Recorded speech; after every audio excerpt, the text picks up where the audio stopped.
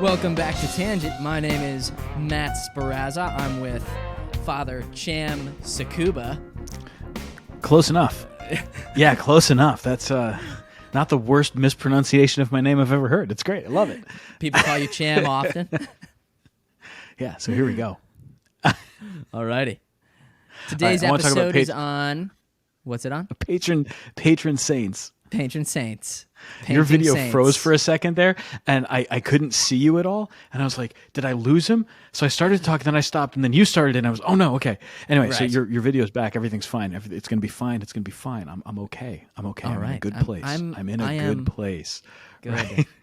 I'm Good. safe. Everything's Good. okay. Yes. Let's talk Yes. Patron Saints.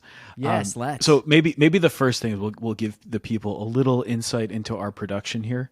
That as we record today is August 4th, the feast of Saint John Vianney, who is my patron saint, because Saint John Vianney is the patron saint of parish priests. Now we're recording on August 4th ahead of time. This probably won't air for a couple more weeks. That's because I'm leaving. I'm going away on vacation for 2 weeks, so I'll be gone. And we had started to think about recording, and then Matt had to go and get married and go on a honeymoon and stuff for a while. Talk about that a wrench selfish into the guy. whole thing. Honestly. Yeah.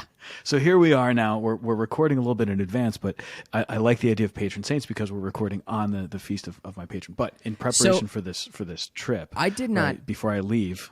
I'm going to tell you about what happened to me before I left. Okay, you go. So before I leave for this vacation, I'm driving, and so I thought, hey, it's time for me to get an oil change. So I go to the dealer to get the oil changed, and tires rotating the whole thing because it's a road trip. And the guy says, well, we don't really actually have to do the oil change for you, Father. And I said, but it said change the oil. And he goes, yeah, it's actually only every 10,000 miles now. I'm going, so growing up, it was always every 3,000 miles you change your oil. Okay. Right? And that was the general rule, every 3,000 miles. And then a couple years ago, a few years back, they started saying, oh, no, every 5,000 miles because they've improved the quality of the oil. Right. Now it's every 10,000 miles. And I'm going, so for decades, the conventional wisdom was 3,000 miles. Wow. And then they made the jump. They couldn't quite double it to 6,000 miles, but they got it up to 5. Right. That's pretty good. Now, in an even shorter span of time, they've managed to double the life of the oil in your car. It's amazing. It's amazing. So anyway, I didn't have to get my oil changed today. I only had to do some tire rotation, and I'm in good shape. And we were texting exciting. about that.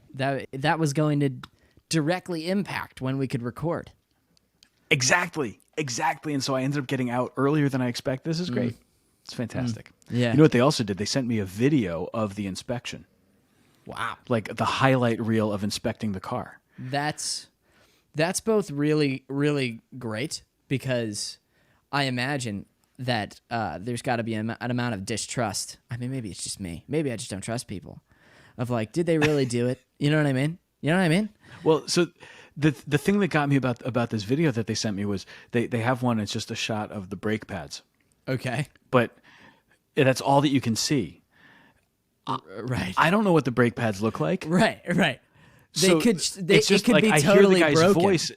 Right. Yeah, the guy's voice is saying the brake pads are in good shape, and I'm going, yeah, they look great to me. Yeah, of course. Like I know anything. I have no idea what they're talking about. Anyway, Right. so the brake pads are fine. Yeah. They show me all this stuff like I know what it is. Right. It was maybe not the most necessary thing, but they wanted to show me. Now I have the video just in case I want to get like my guy who's a mechanic. I can say, hey, can you look at this or something? But then I'd have to find a guy who's a mechanic who's like I can say is my guy because I don't have one of those yet. Right. So someday, Do you know anybody that's got a guy for everything? I do. I know someone that's like that. I know some people who can think of or who know a guy who knows a guy. Right. My uncle Emilio has a guy for everything. It's hilarious because it sounds like, and it's so stereotypical. He's a New York Italian. But he has a guy for everything. I got a guy for that. I got a guy. He's got a guy for everything. But he doesn't even say it like that. He just says like, oh, I'll call this person. I mean, I've had him, I'm trying to think what like some of the more obscure ones that he like when I was a kid, he had a guy that was going to like help me break into the music industry. And I was like 12 or 13 maybe. You know what I mean?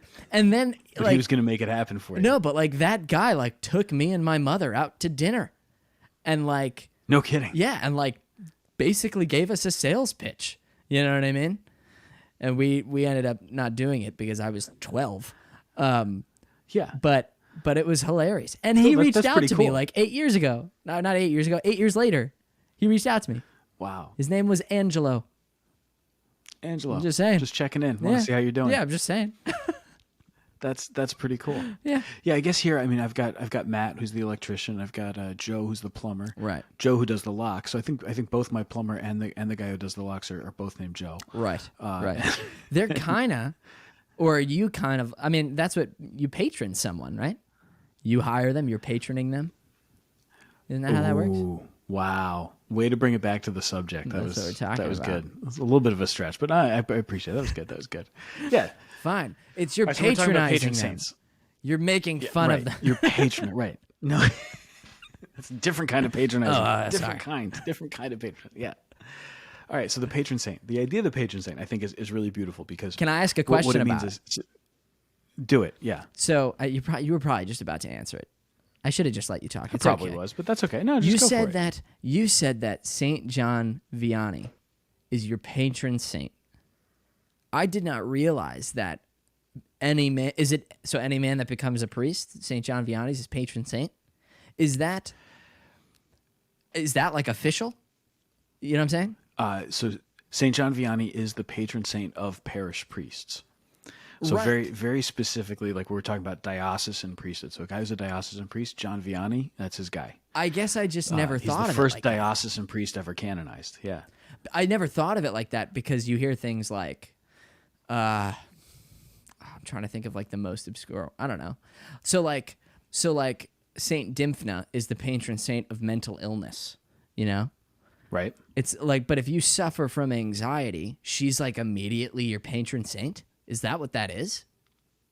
I just thought it was that you could pray. You could ask Saint Dymphna for her prayers and they would be extra potent. You know what I mean? And perhaps that's foolish, but that's how I always understood it.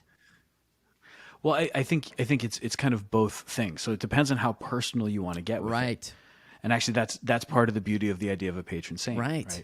So think of it like you've got the patron saints who are the patron saint of a particular thing. And honestly, when you look at how the church has come up with the way that some of these people are patron saints, like it's not always the most logical thing in the world. Mm-hmm. It's just there's a person who had this profession, who had a particular devotion to this saint and spread that devotion. And so they always associated it with the person who is in this profession.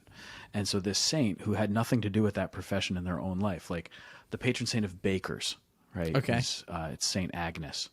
Right. Right. Saint Agnes had nothing to do. She's like a second century martyr, right? Is it Agnes or Agatha? Agnes, I think. Yeah. You're talking had about nothing like to do Agnes with- and Agony in Rome. They have a church that's got Saint Agnes's skull. Yeah, I'm pretty sure that's it. She was like 13, so but had nothing to do with the actual with bakers or anything like that. But bakers found a devotion to her, and so Wow. she's just always been associated with bakers. I didn't know that. She wasn't known for her baking skills or anything like that. No, her culinary skills are completely unknown to history. It's great. Right. So you get a patron saint, and even the way that the church comes up with it, like I'm actually not certain that the church officially declares someone a patron other than when the church decides we're going to name this church, this particular church building after this saint. Or, for example, with World Youth Day, they'll choose patrons for the World Youth Day. Right. So we're going to choose these particular saints to be the patrons of World Youth Day. Right. And that's kind of it. So the idea that patronage, it kind of just comes with we've decided to take this person as our patron, right? So that's one way. My church is St. Pius X because Bishop Sheehan decided to name the parish after St. Pius X. Therefore, it's St. Pius X parish. He's our patron saint. And There's no other reason other than when he established it, he named it for St. Pius. Right, in honor. Right. Okay. So I'm a member of the Angelic Warfare Confraternity. I don't know if you're familiar with it. Cool. Yeah. Yeah. Awesome. Yeah, it is awesome. I'm so pleased to be a member. Truly. Can we put information about the Angelic Warfare Confraternity in the show notes? I'm sure we can. Let's do it. It is awesome. And the like elevator pitch of it is, if you struggle with chastity, which is something that has always been a struggle for me, truly.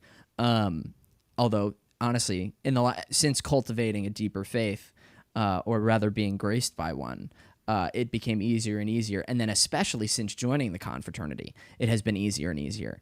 Than this confraternity is for you. It's almost hilariously simple in that, like, you join this confraternity, you agree to say 15 Hail Marys, a prayer to St. Thomas Aquinas, and a prayer to the Lord for chastity, and that's your fulfillment for the day. Like, that is what it is. It is so like minute. I was in a position where I was like, okay, I'm like pretty much saying a rosary anyway a day, so I'll just offer 15 for the angelic, and you pray for your own chastity and the chastity of the Angelic Warfare Confraternity. And then in response, I guess, they're doing the same thing, right? So you are benefiting from all their prayers, but also as a member of this confraternity, because the church has the ability to bind and loose, St. Thomas Aquinas and the Blessed Virgin Mary are my patrons in heaven. Like, officially. Sweet. As done by the binding of the church, And so I was under the impression, I guess perhaps foolishly, right? Because I also thought that Patron Saint was like your confirmation saint, the name that you choose then. But then I thought, oh, you know what? Maybe there's a more official, patronage you can get here by entering a confraternity, or by entering maybe a certain order, or whatever. There is actually. So you're absolutely right. There is that more official. So you belong to this confraternity, and as a result of that, you have Thomas Aquinas, the Blessed Mother, as particular patrons because of your membership in the confraternity. Right. If someone is to join a religious order, someone who becomes a Dominican, then Saint Dominic is by default their patron. Right. Saint Francis, if you become a Franciscan, is by default your patron. Right. I took Saint Sebastian as my confirmation name. Okay. Right. So Sebastian is my personal patron. Like, I've chosen that, and I've asked for that sort of relationship. And honestly, at the time that I was confirmed, I wasn't asking for that. I was just like, this is a cool name, and I think that Saint Sebastian is he's a pretty cool guy. He almost died. Well, he died once, but he almost died twice. I know, his story is cool.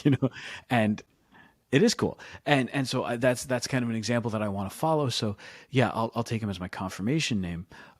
And then later on, I realized that by virtue of that bond through confirmation, that he's actually a patron for me. Right. Well, because I'm a diocesan priest, Saint John Vianney, as patron saint of diocesan priests, is my patron. Right. In a very real way. He's my patron. I have to make that personal too, but there are certain things where it's by virtue of the thing that you do, you have that patron saint. So if you're a police officer, if you're a doctor or a lawyer, you have certain patrons. Right. The second you become a doctor, this is your patron. Saint Luke is your patron. Right. That's on. awesome. Exactly. That's awesome. Exactly. But then there's other things too. Like, a lot of time in Italy, they've got the practice of celebrating your name day. Yes, I know. I've had my ears pulled several times. Yeah. My last name is Sperrazza. So the name day is a big deal. Yeah. It's a big deal to say, like, today is the feast day of the saint for whom I am named. Whether it's my birthday or not actually doesn't matter. Right. This is my name day. And so I'm celebrating this saint as a particular patron for me. And then you can kind of, as you go through life, you can pick other saints that are special patrons for you as you go on. Now, what's great with this is it's that reminder that we have this heavenly help. We have these saints who will intercede for us and who are the example for us and who kind of show us something about what we hope to emulate in our own lives. Right? But then think of how that works too. And in almost anything else, almost anything else that you do in life, you're looking for somebody who can be a mentor, who can be an example for you, and so it's a spiritual internship. In other languages, in other languages it works out a little bit better. But like the word that they use for godfather or godmother is a lot closer to patron than it is to what we say. Right. So we say godmother, godfather, but this one actually, it speaks more to the idea of patronage. Right. And so if someone is asked to be the patron for this person, it means that they're being asked to take an active role in this person's life, and to not only to pray for them, but to also provide something for them, to help them with these different moments in their life. The word godfather, godmother doesn't quite capture that patronage in the same way. No, right? no, I mean... But then, like, all right... Yeah, please. Even Harry Potter got it, right? Expecto Patronum. And this is... Did you ever see Harry Potter? Let me you ever tell you watch something. It? Read Harry Potter? This is a tangent. I got it now. Yeah. Well, so here's the only reason I know anything about Harry Potter. Then I'll explain why Expecto Patronum. Okay, so the only reason I know anything about Harry Potter is because there's this very nice family that I got to know while I was assigned in Greenwich. The Guido family. They're super nice people, and they very kindly invited me out. This is many years ago. Very kindly invited me out for dinner one night. So I'm at the restaurant with this family, and their two daughters, who at the time were, I don't know, probably in 4th and 2nd grade. They're both in college now, and they sat there, and the older one, Christine, looked at me and she said, "Father Sam, what's your favorite book?" And I was really struck that this child wanted to talk about literature at the dinner table, and they had these. I can't say enough like how impressive these kids were with just their maturity and their approach to things. They're super polite. And so we're sitting there talking about books, and I'm telling them about how my favorite is always Lord of the Rings. I have to say that every single time because I can't help myself. And then we started talking about other books, and she said, "Well, have you ever read Harry Potter?" And I said, "No, I've never read Harry Potter." She goes, "Well, before you decide what your favorite book is, I think you should really read Harry Potter." Wow. And then her little sister, who's in 2nd grade, chimed in with, "I've read the first 4, let's say, however many books are. Right. Like, I've read the first 4. I started to read the 5th one, but it was a little too intense for me, so I decided it was time to stop." And so now I'm blown away because this child self-censored, realized that this book is too much for me. I'm not ready for it yet. The content is a little too scary. It's a little intense, and I can't handle it, and so I shouldn't keep reading. And chose of her own volition to put the book aside and not continue because it's a little too much for me. I'm going... These kids are going to be fine, and I've never worried about them since. I've never worried about them like doing the right thing. They're great. But here they are. So they have this whole conversation with me about their favorite books, and challenged me, like without meaning to challenge me, but challenged me saying, "Yeah, before you can make a decision about your favorite book, you really need to read this. And we've already done the work. So we're just offering you the encouragement."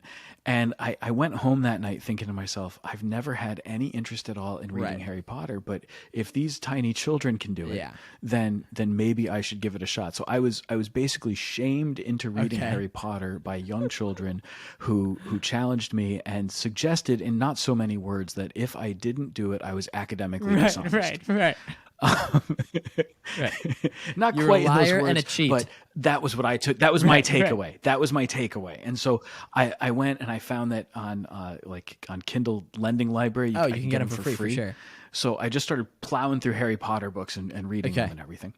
And I realized at a certain point they've got this thing where they wave the wand and they say Expecto Patronum, and there's supposed to be this like ghost-like figure that comes out and protects them or does something for them, and it takes a particular form. It takes the form of an animal. I don't remember why. It's not that important.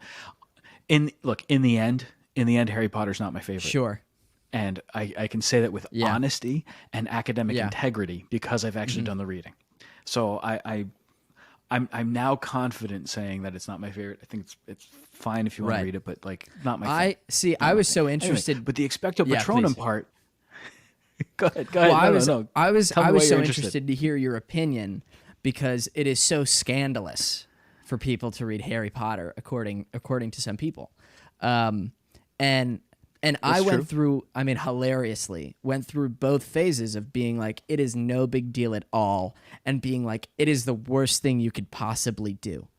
Like, I hit both sides of the spectrum, which makes a lot of sense for me. You know me well, so you know that I follow the passions sometimes. And at first it was like, there is so many like obvious Christian themes. For goodness sakes, Voldemort is a snake. Like, you know what I mean? How much closer to Right. Genesis do you want it? You know? But then on the Right. other side of it, it was like, you know what? I've had people tell me that like it has like it does have almost like a cult following, and you know it's impacted their prayer life, and I want to respect that because that's like a personal, you know, like testimony of it. You know, I read this and it made praying difficult. You know, but I always struggled with like, well, you can't write it off because of magic. If we write it off because of magic, you got to write off Narnia and Lord of the Rings. You know what I mean? Like those are so obviously Christian and then specifically Catholic books. Like magic can't be the getaway car. You know what I mean? But I have come to very, very recently I think appreciate both the fact that if you are to read it to your kids or read it yourself, I mean, I think it's a little easier if you're reading it yourself, but particularly with children, you gotta make sure that they know it's fake. You know what I mean? And you gotta point out the good parts of it and point out the bad parts of it. You know, like I'm trying to think of a specific detriment, but certainly. Well, if you're going to make it, if you're going to look at the difference, maybe the biggest one is while there's magic talked about in Lord of the Rings or the Chronicles of Narnia, Harry Potter actually has incantations and spells kind of written out for you, whereas you don't really get that. I mean, maybe I don't remember it, but I was thinking maybe in Narnia, but you don't really get it. It's more that they talk about the fact that this magic happened. So if you wanted to talk about something that could potentially be dangerous, it's that, well, they're writing out things that could be spells, and it's sort of a pidgin Latin. It's not really Latin, but it's similar. So it kind of has the sound of, or the plausible identification with a language I would that say could actually be real. So yeah, I can understand the most dangerous part of it that I noticed. I recently watched the last movie, and I had forgotten about it, and I hadn't seen it since really taking the faith very seriously. I just hadn't seen it. Something that is notable is that Harry Potter uses the quote unquote unforgivable curse, you know, that like takes over a person's will, you know, in order to achieve his end. And it's like, wow, that is a really bad message, you know, like that he's like it is, you know what I mean? If like this thing is so bad that it's this isn't the thing we should be encouraging kids to do. But our protagonist is using it to achieve a good end, you know?